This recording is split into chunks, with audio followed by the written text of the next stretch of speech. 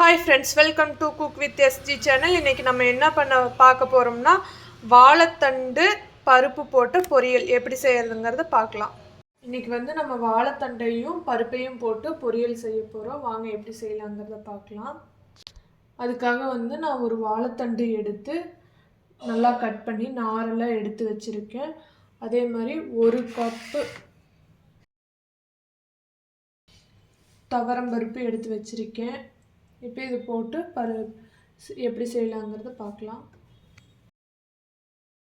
இப்போ வந்து நம்ம அடுப்பு பற்ற வச்சுட்டு ஒரு சட்டி வச்சாச்சு.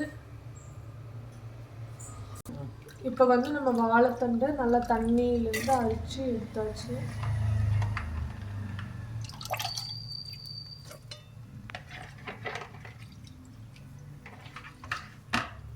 அடுத்து வந்து பருப்பு போட போகிறோம்.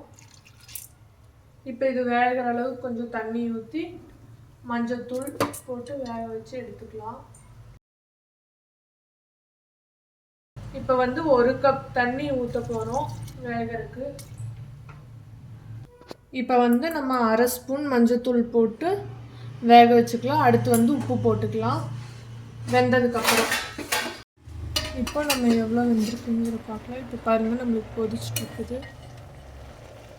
கால்வாசி வெந்துருச்சு. இன்னும் கொஞ்சம் நம்மளுக்கு வெந்தா சரி. இப்போ வந்து நம்ம 1 ஸ்பூன் மிளகாத்தூள் போட போகிறோம். இப்போ தேவைக்கேற்ப கல்லுப்பு வந்து ஆட் பண்ணுறேன்.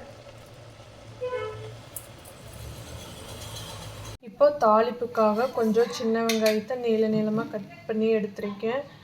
கொஞ்சம் தேங்காய் துருவல், 2 பச்சை மிளகா கட் பண்ணி எடுத்துருக்கேன், கருவேப்பிலை.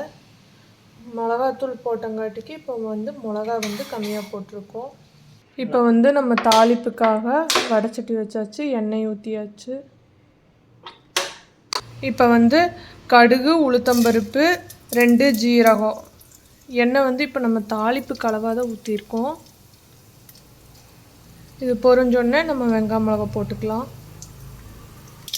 இப்போ வந்து நம்மளுக்கு பொரிஞ்சிருச்சு. இப்போ வந்து வெங்காயம், பச்சை மிளகா, கருவேப்பிலை.